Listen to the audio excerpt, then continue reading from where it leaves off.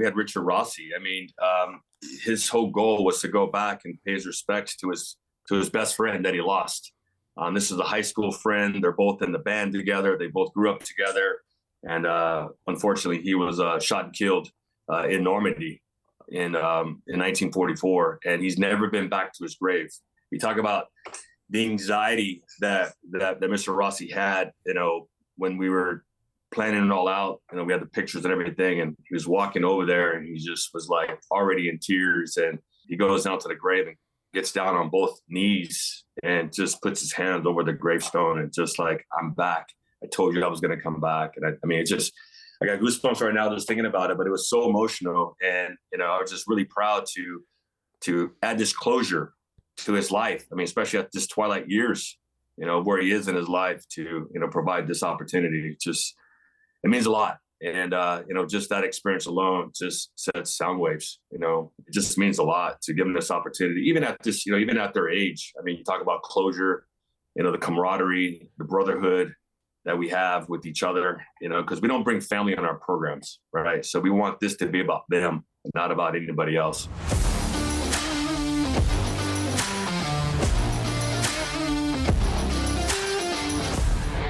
You're listening to the Born Primitive Podcast. Good morning, everybody. Welcome back to the Born Primitive Podcast. Big Tone, how we doing? Morning, Bear. Morning. Well, hey, so we got part 2 of our D-Day series. Hopefully you guys caught the previous episode with a World War II veteran doing covert missions behind enemy lines. And today we have Donnie Edwards with us. Donnie is the founder of the Best Defense Foundation. A lot of you are tracking their mission, but Donnie has spearheaded an incredible thing. A big tenet of what the Best Defense Foundation does is their battlefield return program, where they're taking World War II veterans back to their battlefields. So they do a lot of returns. Normandy is coming up. When this airs, we will actually all be over there for the trip for the 80th anniversary of D-Day. They've done Pearl Harbor. They've done a bunch of other trips as well. So before Donnie did this, he had a whole different life that is just as impressive. He did 13 seasons in the NFL with the Chiefs and the Chargers. He is the only player in history to record more than 20 interceptions and sacks during his career, which is pretty badass. He was a linebacker, and for those that know that position know the versatility to get the sacks and the interceptions. So Donnie had a hell of a career in the NFL, and as we'll get into at the tail end of his career, Donnie, who's a patriotic guy, started taking some of these guys back to these places on his own dime, kind of as a side hustle, and that evolved into what we now know as the Best Defense Foundation. So Donnie, good to see you, buddy. Welcome to the Born Primitive Podcast. Thanks for having me, Bear. And I know, Donnie, I know you're a busy man. You've been going back and forth to France, meeting with ambassadors and embassies and getting all this planned. So I appreciate you taking a minute. But I think I want to pick up, at the tail end of and maybe it wasn't even the tail end. I might have misspoke there. But during your NFL career, as I understand it, you started taking these guys, just winging it on your own dime back to these places, these World War II veterans. So talk us through how that started, what inspired that. And again, as I understand it, that was, I guess, the roots of the Best Defense Foundation and what it would become. Yeah. It's interesting how much it's evolved since then. I mean, everything started back in the early 2000s. I mean, I was still playing football. I was with the Chargers, actually. And I'm a big history nerd. I love history, military history. I mean, I always read that kind of information, like nonfiction and about history and stuff like that. So I started I joined a living history group, a World War II living history group. And we used to do events and battles over the weekends. And our group used to bring out a bunch of World War II veterans. And so just so that they're there, they can be around and see and to smell and to share some information. We were just talking one time about going back to Normandy. And one of the paratroopers were talking about, I would love to go, I would love to go back to Normandy. And I said, really? Why don't you go? He's like, well, I'm too old. I don't have the money. And I just can't do it anymore. I said, well, do you want to go? He's like, yeah. I said, okay, cool. Let's go. I'll take you. And then the other veteran next to him said, hey, I want to go too. I said, really? You guys want to go? Yeah. So that's kind of how it happened. It just kind of escalated from there. I mean, I didn't know what to expect. I went out there and connected with one of our sister units out there. And I was blown away by the amount of people that showed up, that were there to greet the veterans and all the stuff. When they knew that veterans are coming out there, the whole entire town came together. I mean, they did parades and they did dinners and everything like that. I was just blown away. I said, you know what? every World War II veteran that served out there in Europe needs an opportunity to go back. And that's kind of how it started. So every year since 2006 is when we started just to continue to grow this program. But you got to understand, back then, back in, the early 2000s, these World War II veterans were pretty healthy, pretty able-bodied. I mean, they're probably in their late 70s, early 80s. And there's no wheelchair, there's no medical team and things like that. I mean, I rented a car, they jumped in the back, and off we went. So it's pretty amazing to the escalation where we are now, bringing over 50 World War II veterans, having a full medical team, 24/7 caregivers. I mean, it's a big operation now, but it's so important now. We're looking at 80 years now, 80 years from what they did back on D-Day. It's pretty special. Yeah, it's so wild because, for the listeners, I was able to do the Pearl Harbor one a couple of years ago with you guys and obviously get to see the program firsthand and just the logistics behind it. I think we had 3 buses.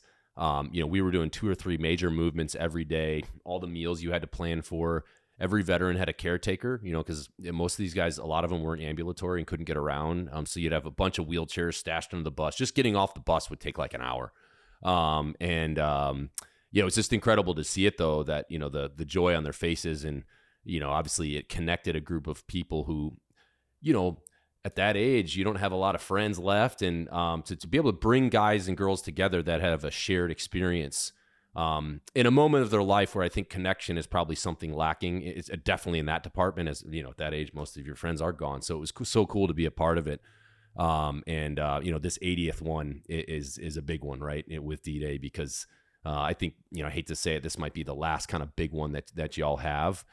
We just interviewed Bill last week, Donnie, and Bill Becker, and he's 99 now. And he, by the way, he's an absolute character. The episode is, he had some words of wisdom at the end of the episode for how to live a long in life and be, cause he's still sharp as a tack, as but did he sing at all? Well, he didn't sing, but his answer was a lot of, I asked him specifically, how do you stay so sharp at this age? And then go ahead, Mayor. Yeah, he said a lot of smoking, a lot of drinking, and a lot of sex. Dude's 99. Sure. I mean, it's how do you argue against that? It's the proof of the dude. Yeah. So anyway, yeah. He's still around. He's still here. Yeah. But I guess, Donnie, what inspired you? Obviously, you had a couple veterans mention that, but obviously, not everyone's going to action that. So there's something deeper with you that is motivating you to do this. That's, motivated you ever since. So can you talk about that a little bit? And does that have anything to do with your upbringing? And so where's the patriotic values coming from, and what's the reason to serve in this capacity? Well, I'll tell you, it started with my grandfather, Maximino Razo. He's Native American. He served in World War II. He was a Pearl Harbor survivor, full Apache Indian. And growing up here in San Diego, it was always in our blood. He always talked about the opportunities that you have here in America. It's very different than it is. He always pointed over to Mexico. He's like, you don't have the same opportunities. Like in this country, if you want something, you have to go get it. You have to work hard and it'll happen. And he said, it doesn't matter where you come from. He said, if you want it, you can make it happen. And, by setting a goal in my life to go on and, go to college, let alone get a scholarship at UCLA, get a master's degree, play all these years in the NFL and to change my life. It's all because of you guys, all because of the men and women that serve this country, that give kids like me an opportunity to live the American dream. Without that opportunity, I'm just a statistic. I'm just rolling around as, the family class system, I guess. But, with the opportunity that I was provided, there's no guarantees, but to have that opportunity is pretty special. And I know it doesn't come out of thin air. It comes from men and women that serve. You talk about people that defend this nation, that give us this opportunity that we believe in. And, for me to play football for all these years, I'm just truly honored. And I just want to serve and give back and be the voice for all you guys who served. Well, it's so cool, Donnie. And obviously I've been a part of it enough to know how much you put into this. I think you've been back to France, 4 or 5 times now just to plan this one trip. And these are things that you don't have to do. You're jumping 5, 6, for you, 9 time zones coming from San Diego, flying back, going to Washington, D.C., flying to Atlanta, meeting with Delta. The amount of horsepower you're putting behind this with a really small crew, you're sacrificing a lot. So I know it's genuine. I don't want to divert us too much, but I got to ask one question about the NFL because, Donnie, you seem like an outlier in the NFL as far as how I view the NFL. Obviously, I'm a football guy too. I love watching the NFL, but I haven't been overly stoked on maybe just some of the sentiment coming out of that organization over the last few years.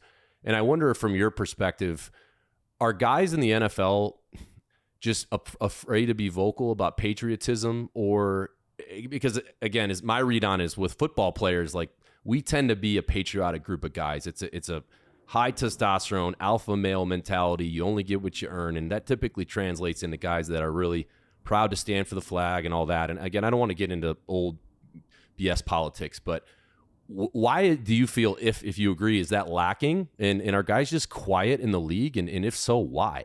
There's a lot of guys that are very patriotic. I mean, there's a lot of guys that support the military. I mean, in the NFL, there's a number of us that go overseas and on USO tours to go visit our troops downrange and all over the world. I mean, I've done 11, I think, USO tours around the world, from Niger to Afghanistan to Okinawa and everywhere in between. I mean, there's a lot of us that are really patriotic and they love this country and want to support the military. I mean, I know those guys for sure. Those are the guys that I know that are always standing up and speaking on behalf of our country. But sometimes the stories get twisted a little bit. But I'll tell you, Bear, there's quite a few of a lot of military support and patriots in NFL for sure. Okay. Yeah, fair enough. And I understand it's different with athletes, not to give them an out, but when you have to think about endorsements and sponsors and all this, like, it's not, as cut and dry as it is. But I was just, particularly the example that comes to mind for me, Donnie, is, and I know you know him, so this isn't a shot at him, but when Drew Brees apologized to the press for saying that, hey, I stand for the flag, that those were the values instilled in me. I have family members that serve. That's my way of showing respect. And then he had to walk back that comment and apologize because his own teammates were talking shit to him, like, in the locker room.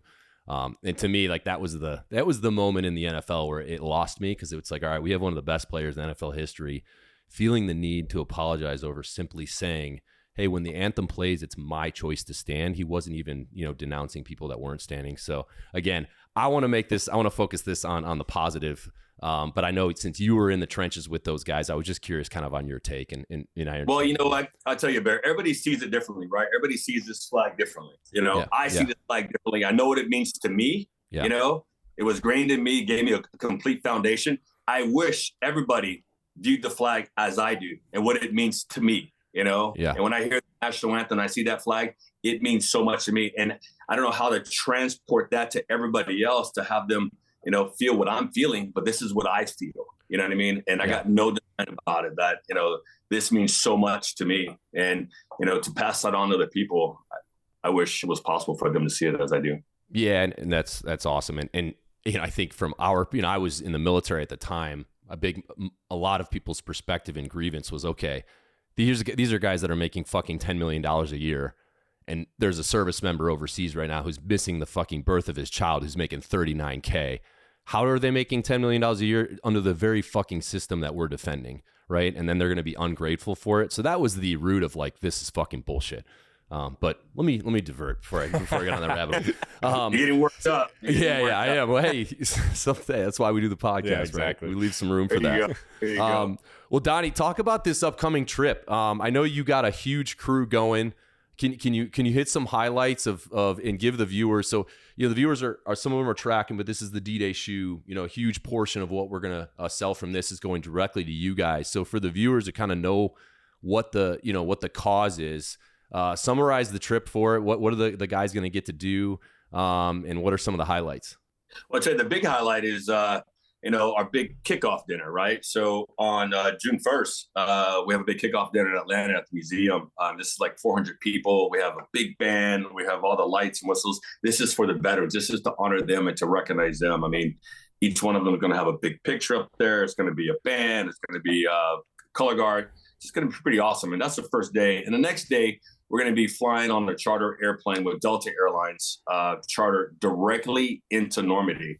So as you guys know, going into Normandy, you have to fly into Paris and then you have to take that long drive over to Normandy. Well, we try to make it as simple as possible for our returning veterans. That the average age is almost 100 years old, to make it as simple and seamless as possible. So for the last 3 years, we've chartered a plane to fly directly into Normandy. So that's going to be really, really special. And then from there, we have a big arrival ceremony on the 3rd.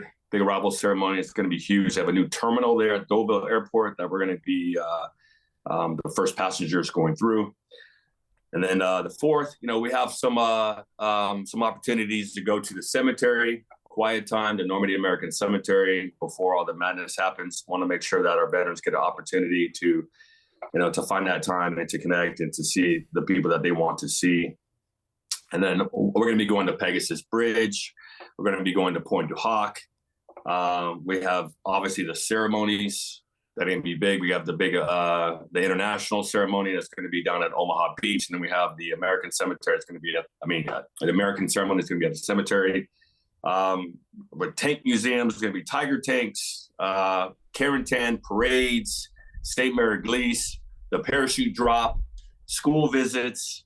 I mean, there's so much action in there for sure, but we actually are putting a lot of time in there for rest as well to make sure that, we plan for them to get some rest in between that. But it's going to be action packed. It's going to be really exciting. This is the 80th, right? So go big or go home. And they're expecting 2.5 million people there, 24 heads of state, which is going to be absolutely chaotic. But, we have 6 buses. We have police escorts, and we have the whole deal. So we're going to be trying to managing and moving through all of that madness, but it's going to be great. I'm really looking forward to it. Donnie, do you see, when we kicked off, you kind of mentioned that 20 years ago, most of the World War II vets were 80 years old. And now a lot of them, the average age is nearing 100 years old. So as anyone can assume, like their health at this point, I mean, they're 100 years old. You can assume kind of where a lot of them are at. Now, Bill, who we talked to recently, as Bear said, was sharp as a tack. But do you see like something that was interesting as we were talking to him? You could even tell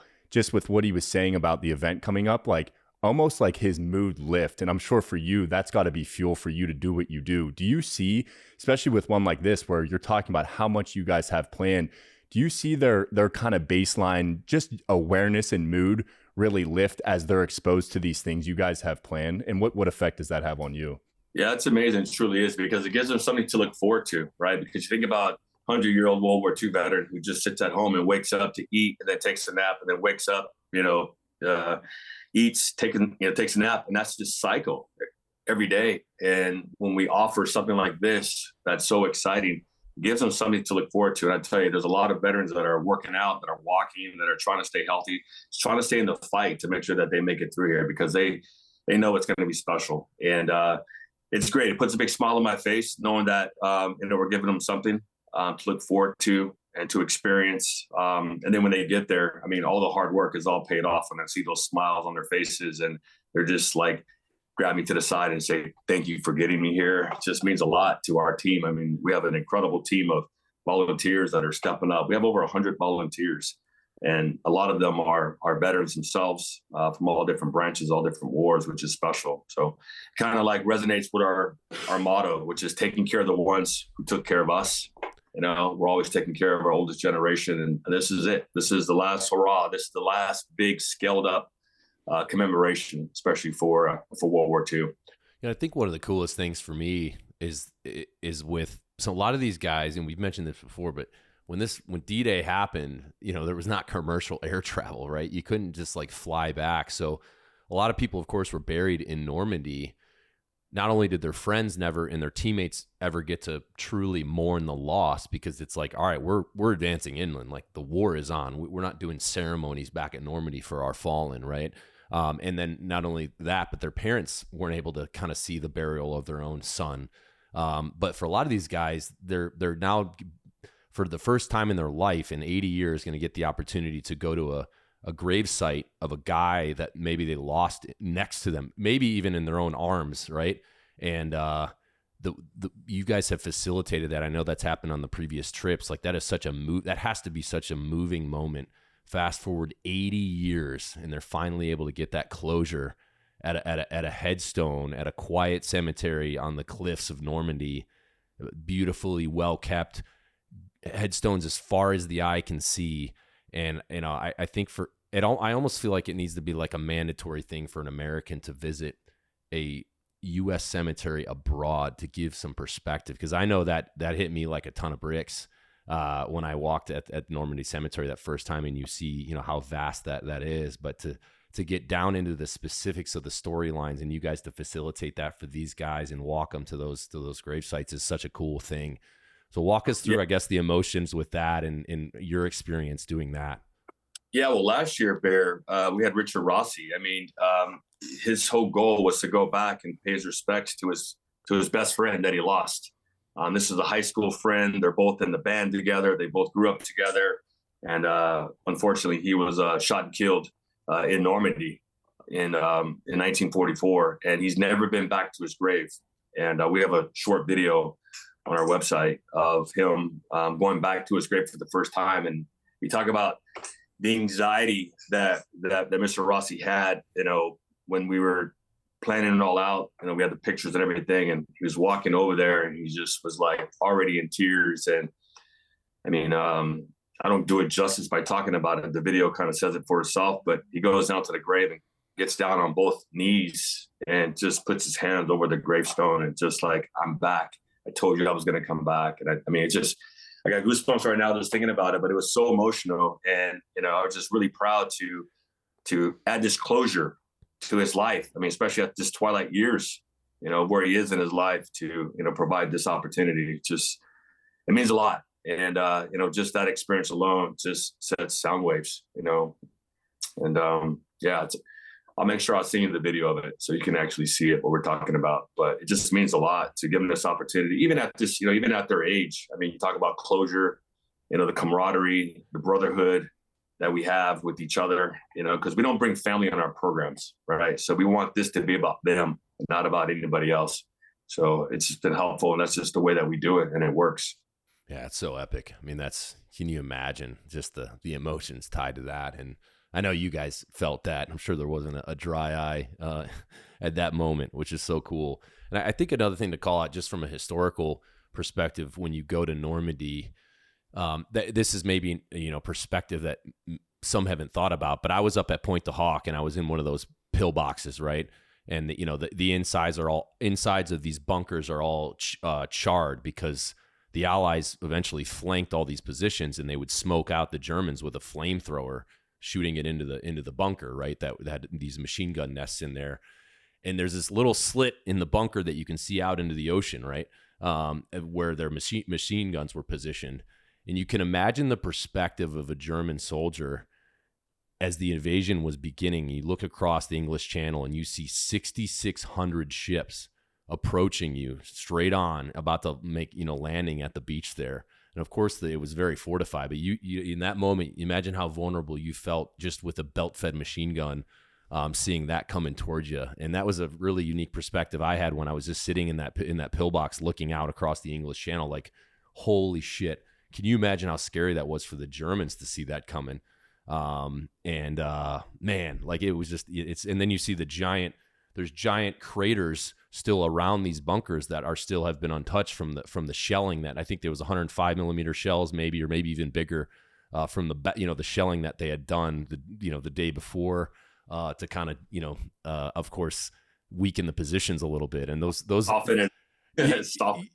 Yeah, it's just crazy, man. And then I think from the Allied perspective, and Donnie, you probably agree, that beach is really wide, right? Especially at low tide. So when those landing crafts dropped, the no man's land run they had to make to get to the first line of cover, to that first berm, because the Germans were up on the high ground shooting down. It's just crazy. I mean, it was a couple hundred yards they had to run, just completely exposed, and just absolute chaos. So it's like, if for anyone listening, if you ever have the opportunity to go there and just appreciate, from a historical perspective, both sides of the conflict and just the enormity of what had occurred. It's the largest amphibious invasion the world has ever seen, and obviously a pivotal moment in the war, setting that Western Front. Of course, that was the beginning of the end. We had to do it, but it was also a huge risk. There's Eisenhower talked about, he was either going to be like a hero or a zero. This is either going to be the greatest military campaign of all time, or will be the most tragic of all time. It was going to be one or the other. They're either going to get a beachhead or they're not. Has that been cool for you? Because I know you guys have brought historians and stuff. Now that in your history nerd like me. Has that been cool to be able to go so many times and get so much deeper on the history behind it all? Yeah, you talk about how, big those beaches are when the tide's out. I think people don't realize how much of a span they had to run. I mean, when the tide is out, it's probably 9 football fields. It is so far, and there's no cover. There's nothing. I mean, I think you don't get that perspective unless you go there and you see, and you're like, wow, like how in the world did we do it? And I brought back a first wave Omaha Beach veteran and taking him back for the first time. I let him walk out there by himself, and he just was looking when the tide is. I took him out when the tide was completely out, and he kept looking back and looking forward, looking back and looking forward. And he called me over there, and he just grabbed me and just says, "I don't know how we did it. I don't know how we did it." Because it's so far. And you talk about just sheer just strength and determination to get to the beachhead. I mean, just overwhelming. And I think you have to go there. So those listening, I mean, please, this is an important place of history to get to Normandy. It's very important. But I'm just so blessed to be able to have these opportunities to be at the same place with the men and women where history was created. I mean, hearing these stories, it's truly powerful. And I'm glad that we're documenting these stories for future generations, because when it's over, it's over. And that's what we're trying to give as many World War II veterans an opportunity to go back, especially this year, being at probably the last one. Donnie, how has you've visited 70 countries as you're talking now, have some of the most historical sites in the world. You're talking with prime ministers, you're meeting at embassies. Before we kicked off, you said you were on the phone with the White House. How has your time doing this type of work both shrunk your world in a positive way and then also shifted your perspective on the world as a whole, meeting with going to these 70 different countries, doing the work you do? How has your perspective shifted from, let's say, when you were even in the NFL to where it is now? It's a good question. I'm working a lot more. Sometimes I make a joke. I need to go back to work. I need to go back to football. But, it's a full-time job, really, and it's not even work when you love what you do. Obviously it's 24/7, especially around a big commemoration like this, but it puts a smile on my face because I know the cause and the reason why we're doing this, right? I wake up, smiling. I mean, and I think about what to attack, what we're going to do, what we're going to accomplish, what can we provide for our veterans? Sometimes I just chuckle and I smile, when I'm in some of these meetings, make a joke like, where I come from? I come from very humble beginnings, and here I am at the embassy and, lead a meeting and things like that. It's just pretty amazing, on what you can do. And if you have a passion for something and you believe it and you go after it, you make it a difference. And that's what I want to do. I mean, people help me get to my life and where I'm at today. And it's just truly an honor to serve and to give back. And, it's my why now. And I find great enjoyment doing it, and I'm just blessed. And the more I travel, the more I see what's out there, the more I love this country even more. Because I think a lot of people take this for granted, what we have here.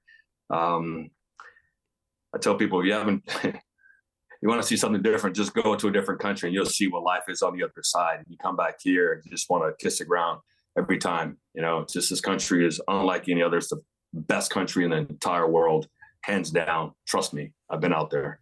Yeah, it's such a great call out. And do you, coming from humble beginnings, as you just kind of laughed and made a joke about when you're sitting in a meeting at the White House or the embassy, did you ever have moments of imposter syndrome? And that could have been in the NFL as well, when you're a rookie and all of a sudden you're looking around saying, holy shit, look who I'm with now. Yeah. But even in your current job, is that something you had to kind of have an awareness of and then find ways to kind of move through? Yeah, it's my whole entire life, actually. It's that whole, I never heard that before, imposter syndrome, because sometimes you do have those revelations like, oh my God, NFL, you know what I mean? I'm in the NFL. What do you, yeah, no, it's interesting, but just like everyone, you take a step back and, we all deserve to be there. We all worked our ass off to be there and to work hard to, nothing's given, right? So everything's earned, especially in a meritocracy, especially in sports, you earn it. And that's what I understand. If you want something, you work your ass off for it, you make it happen. And, here for a reason, just like in college too, when when some of the naysayers were saying that I wasn't, smart enough to be at UCLA, I'm going to show you. I'm going to get a master's degree, you know what I mean? Or saying I'm too small to play linebacker, I'm going to show you. I'm going to be an all-pro, all right? I can't do this. I mean, it's that that drive that I have to succeed, especially when, people say you can't, maybe it's a competitor's deal or whatever, but whatever it is, as long as you get it done, whatever motivates you, just get there, just make it happen, just do it. Don't talk about it, be about it.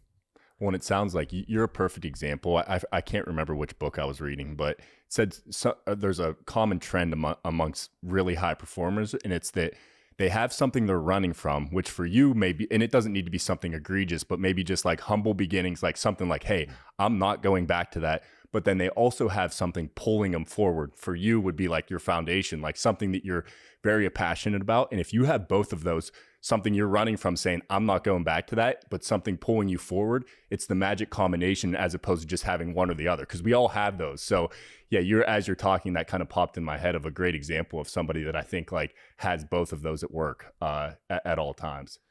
Yeah, you're 100% right on that. You talk about drive and motivation. I mean, especially in my community. I mean, some people have it, some people don't, but you definitely have to have a goal. You have to have a goal. You have to have that purpose on what you're doing every day, to get there. And, having that combination, especially in sports or school, or even with Best Defense Foundation, which is nonprofit, moving forward, I mean, that doesn't stop. Right. So I attack this foundation and what we're doing the same way I did when I played. I mean, it's full speed ahead, and everybody that's on the team, they know how we roll. I mean, there's no sleep. Let's go. Let's make it happen. Yeah, the whole imposter syndrome is such a wild concept, because I'd love for at some point we could get a specialist to like break that whole concept, because I experienced that. I was in the SEAL teams. Like, I think a lot of guys have it. You kind of think, all right, this is a fluke. Like, eventually they're going to realize I'm not actually the title, right? Yeah. Even though you've passed every test, you've done all the things, you have the capabilities. Same thing as an athlete, right? Obviously, Donnie, I didn't get to your level, but even in college, you get there, you've made it, they've recruited you. There's a reason you were one of 30 guys they recruited. You know what I mean? You've earned it, but you have this like immediate, oh shit, I don't belong here. Even with Born Primitive here, I still have that as the CEO. We've been doing this 10 and a half years. We've been successful every year. We got 75 employees. We're doing all these cool things, and I'm still like, man, eventually they're going to figure out, I don't know what the fuck I'm doing. You know what I mean? Even though you do. There's a reason we're successful, and of course, we have a whole team now. It's such a fucking weird thing, and I wish we didn't have it. But maybe it's a good thing in a way. It drives you to not be complacent, right? You always are earning your seat at the table, but it definitely would be nice to not have a little bit of that, take away a little bit of that anxiety and that that little voice that's maybe teasing you of like, hey, this whole thing's a fucking fluke. You're a fraud. You know what I mean? Yeah. I don't know. It's crazy. No, you're right. I mean, it happens in sports as well. I mean, it happens in anything that you earned, I guess, because like, even if you did all the tests, you proved your point, you got to the point and you got to where you wanted to be and you're there, it still kind of creeps in. I think it's for everybody. I mean, even in sport, I know, for a fact, I mean, sometimes, I mean, even like, you have these moments of like, like the imposter syndrome, I guess, but, I think it's good though. I think it pushes you. I think it challenges you, keeps you going. You know what I mean? Like, they're going to figure me out, like I tricked them for 13 years. They didn't know that I'm Rich, the skinny kid from San Diego. 13 years in a Pro Bowl, but you're still like, maybe this is a fluke. I'm playing in the league. But I think it's part of what continues to allow you to rise through the different levels per se, is that it gives you such a high level of humility. When you embody that like, hey, a lot of things, a lot of luck, as well as a lot of hard work had to fall in place and be kind of embodied in order to get here. People notice that, and especially people that may have been through or on those higher levels, they look and say like, hey, there's no entitlement here. This person like is doing it the right way. They're approaching it with the right attitude. And then all of a sudden you're in the same meetings with those individuals because they noticed it. And then that just keeps happening. And I think if you maintain that, you see people like power, fame does weird things to people, and notoriety does weird things to people. And if you don't maintain that kind of slight, like, I don't know why I'm here, I think you can end up then like, it's not even entitlement. It's just you end up in a weird spot, and people people start to sense that almost the opposite, where I think when you feel like you're an imposter, people look at that as a positive. But when all of a sudden you have a slight entitlement, or like you're the head honcho, people start to sniff that out. And then I think it actually closes the kind of possibility kind of landscape as far as where you could go next. So yeah, I think it's really important to maintain that. Yeah, that's a good point that you said that, because that's so true, especially in sports, right? Because you could be a first-round draft pick, and like you think you arrived, like I'm here, I'm the man. Everybody's looking at you like the first-round draft pick, but get complacent. Yeah, you'll be here today and gone tomorrow. That's just how it rolls, right? Who was the quarterback, Donnie? LSU's quarterback that was first pick, and he put on like 70 pounds. The big Wilson. Do you remember that, Donnie? He's LSU. Yeah. He played for the Raiders. Big guy. Yeah, but he lasted like couple seasons. He's the biggest bust of all time. Yeah, there's plenty of examples you could give where that definitely probably happened. So. What happens? You just have the right people around you, right? Yeah. Just like anything, you have the right people around you on your team that's supporting you, right? So that's the key, especially in the teams with you guys, and our football teams as well. If you have a good core of professionals that are pushing you, that want you to succeed and taking care of it, that's how you grow. That's how you become the best team that you can possibly be. And over my years of playing in the NFL and college, some years we had that and some years we didn't. Some years we had some slackies who, were sleeping in meetings and didn't really care. They're just happy to be there. And then there's other teams that I've been on that we're all working together, getting up early, watching film together, just really committing to it. And that's a team that I love being a part of, and every culture is different. So if you can get part of that, I think if that quarterback that we're talking about, is it Jamarcus Russell? Yeah, right? Is that something like that? Yeah, exactly. If he had that community of pros that were kind of like guiding him, because what happens, like you come from certain colleges and sometimes you don't have that foundation, right? And then you come and you're the big man and then like everybody's looking at you, but you got to have that community on the team. And every year is different. I think if he would have had that team, the guy was talented. Heck, I played against him. He's a big boy, strong arm. You saw what he did at LSU. He was a good quarterback, but there's other elements that get in the way of performing, and you got to make sure you take care of all of that stuff. Especially being a pro athlete, and at a Navy SEAL, you got to make sure that you curtail like private life and all the things that you need to do in order to do your job and why you're there, right? Because if the latter part, if the other part is higher than your job, it's going to be you'll be gone. Absolutely, you'll be gone. I've seen so many examples of guys that didn't take care of their private life and that got in the way of their professional life. Absolutely. Well, kind of speaking of that, segue into another component of what BDF does, Donnie, but I want to talk a little bit about Stronghold.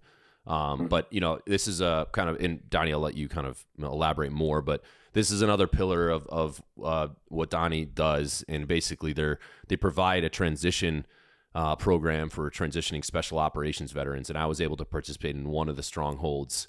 It was out on a ranch in Utah, Mike Saparis' ranch, which is really epic. Mike is an absolute patriot who's kind of made it available for Donnie and his team and other veterans to go up there. But it was really cool because, Donnie, what you did is, I know you incorporate some of your NFL teammates and maybe even NFL guys you don't know, and it's basically an opportunity. We get off the grid for a few days and share, some of the experiences of transitioning out of a community and, into civilian life where it's very different. And there's, of course, a major adjustment, some more than others. But with the NFL guys, which was really interesting, you realize there's a lot of similarities in that transition. For you guys, it's probably a little bit more dramatic because, you guys go from being kind of the man and you're seen and you recognize that restaurants in town and this and that. And you're obviously, nationally televised games every Sunday and yada, yada. And all of a sudden your career ends. And particularly depending on how known you were, especially some of the big offensive linemen, like no one's probably recognizing them much, right? Maybe the pretty boy quarterbacks, they're still getting that, for a good part of their life. But, then your career ends and you're not the man anymore. And you have to figure out what is your new purpose. You've lost community now because it was all your teammates. And we've talked about this. It's about the importance of finding purpose and community, because for many of us and you guys as well, you lose both of those very, almost immediately. And if you haven't been building up other components of your life, to be balanced, which, particularly with an NFL athlete, you probably shouldn't be too balanced, you know what I mean? In your career, like at least, you know what I mean? To some degree, because, hey, that's a huge opportunity you need to lean into in those limited years you have. But it was just really cool to share some of those experiences with those guys, and realize there was a lot of similarities. So walk us through what inspired the creation of Stronghold. And I know you're beefing up the program. I think you're doing 4 this year, and you just did one. You can explain that, what you just did with the, getting out off the grid for a couple days and getting in some ATVs and ripping through the desert. But what inspired Stronghold, and tell us a little bit more about it. Yeah, well, I'll tell you how it started, actually, because for right when I retired from the NFL, I got asked to be part of the brand new transition program for the NFL. And this is right after my good buddy, Junior Seau, took his life. And it's a big wake-up call to all of us in the community about the struggles of life after the uniform, right? And so for 10 years, I've been working for the NFL transition program and helping guys, with the, with program services and benefits that are going to help them be successful in life after uniform. And, here in San Diego, talking to my good buddy, Alex Buggy, who's a Navy SEAL,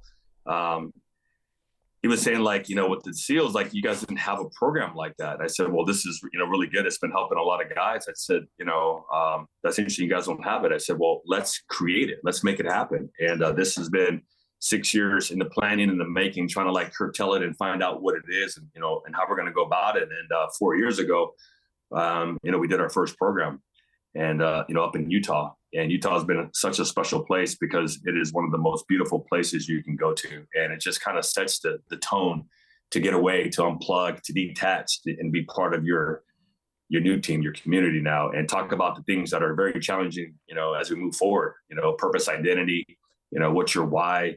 I mean, there's so many things, and especially for like, soft guys and NFL guys. I mean, it's very similar, but yet very different. But I think a lot of the similarities are close. I mean, especially with, with the TBI that we've had and the injuries and medication and the sense of a tribe, and all those things are very challenging. And to come together and to have some professionals to help us, give us some tools that we could lean on as we move forward, I think it's just been very positive, and it's been great value what we've done. We're going on our 5th year now doing it, and we're going to be expanding the program. We're going to be doing 5 programs this year. I just got back on a few days ago from our Strongland Overland when we cruised around, stopping off in Toyota Land Cruisers and getting some of that windshield time. It's just really healing and, really, helpful for all of us, just to unplug. And we finished it out with raising the tallest flag in North America at 10,000 feet, and the flagpole being 165 feet, and a massive flag. It took like all 10 of us, holding on to this flag to get it up there. And just like, as I said before, you look at that flag and it means something. It means something to us. And I wish everybody in America will feel the same way we do. And we put that flag up there. I mean, we got emotional. It was just, really powerful. And, this was all about. It's about giving back and, making a difference and making sure that we can be the leaders that we were, when we were in our profession after the uniform. Yeah, that's so cool. And I think,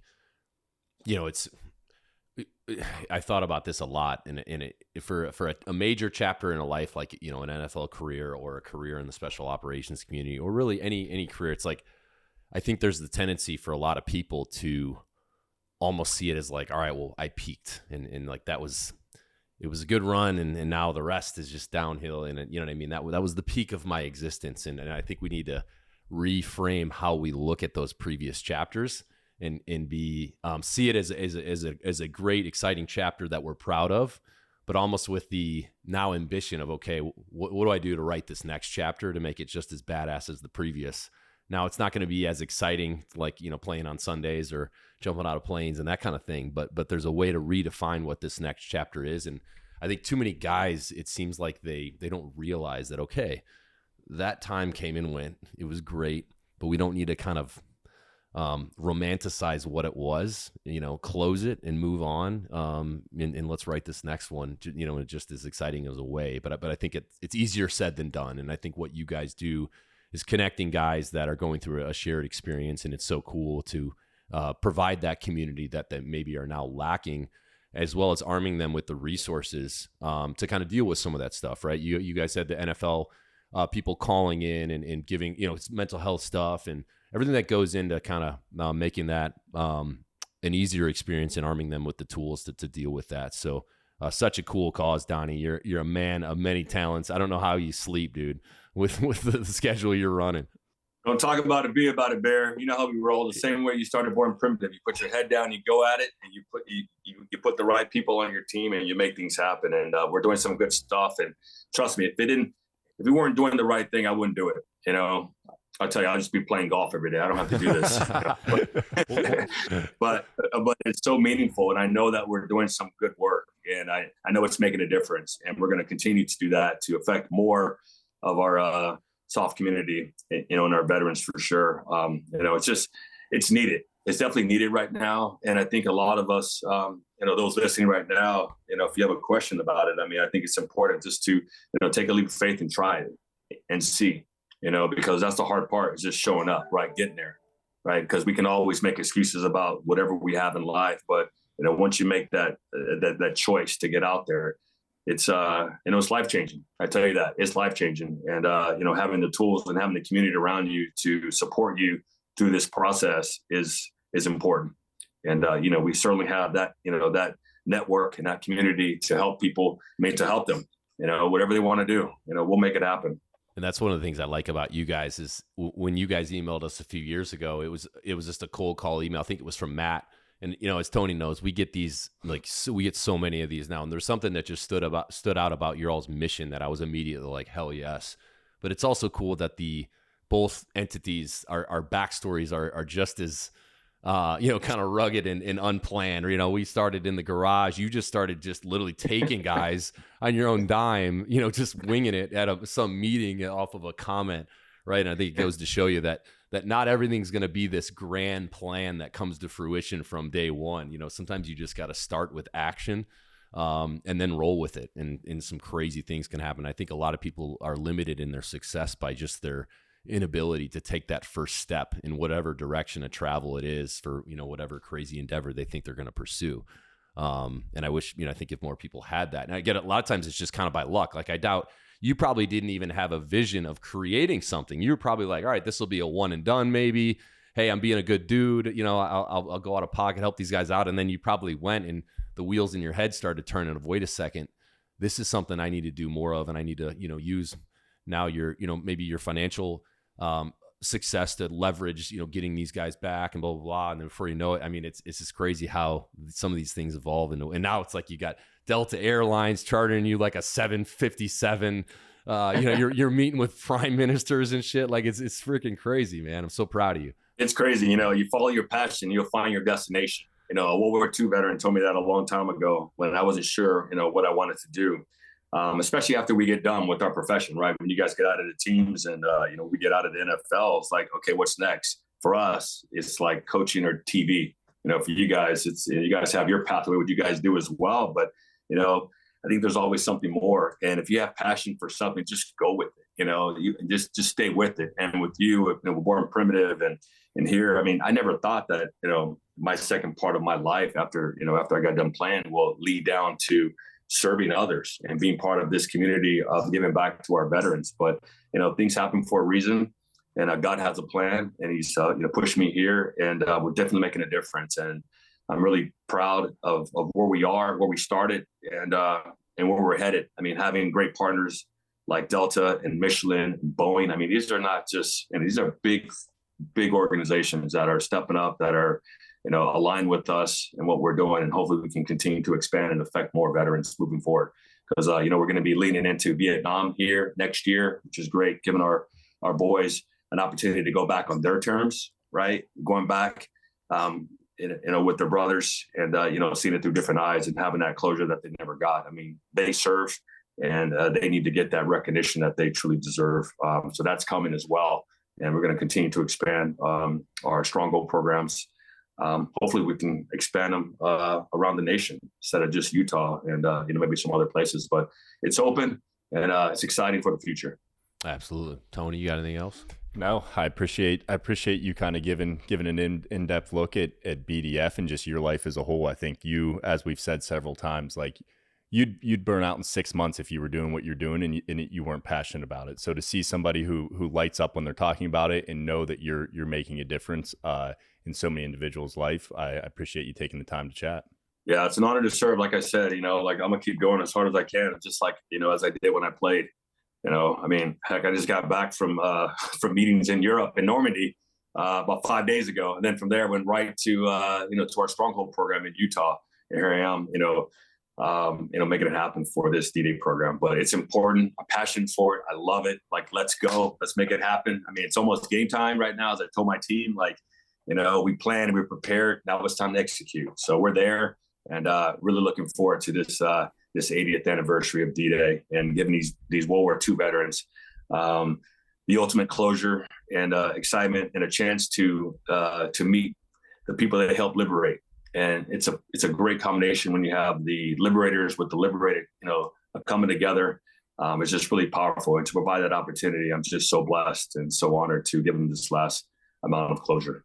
Absolutely. Well, such a cool cause. And for the listeners, by the time this airs, the D-Day shoe will already be on sale. Most of you are probably already tracking, but 100% of profits up to the $50K are going to get donated directly to Donnie's organization.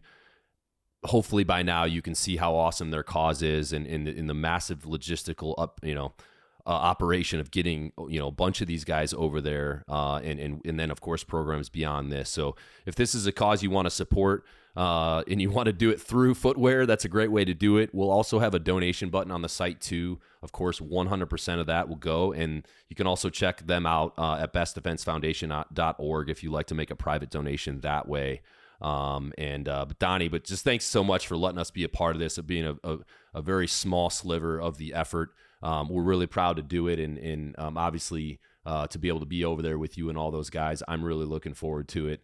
And so, yeah, man, thank you for using your platform, as a former NFL guy to doing such good, and just humbling. So thanks, man. Thank you as well. Thank you for your partnership, your trust. And I think we're going on 4 years now, the partnership, which is amazing. I mean, think about the impact that we've made together for our World War II generation, and also for our SOF veterans as well. I mean, we'll just keep it going and make it happen. So thank you, and we'll keep it going. Absolutely. Thanks, Donnie. Thanks, Donnie. We'll see you in Normandy. All right, let's go.